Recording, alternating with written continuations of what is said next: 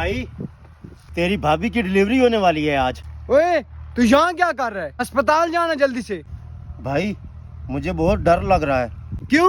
کیا ہو گیا؟ بھائی تیری بھابھی کو جب بچہ پیدا ہونے والا تھا تو میں نے اسے ایک پیر کو دکھایا تھا. تو پیر صاحب بولے جب اس کا بچہ ہوگا تو اس کا باپ مر جائے گا. بھیا تیری بھابھی کی کال ہے. ہیلو کیا بچہ پیدا ہو گیا؟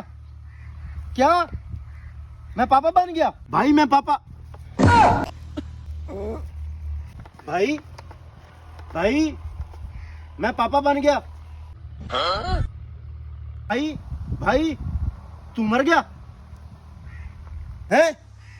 تو مر گیا.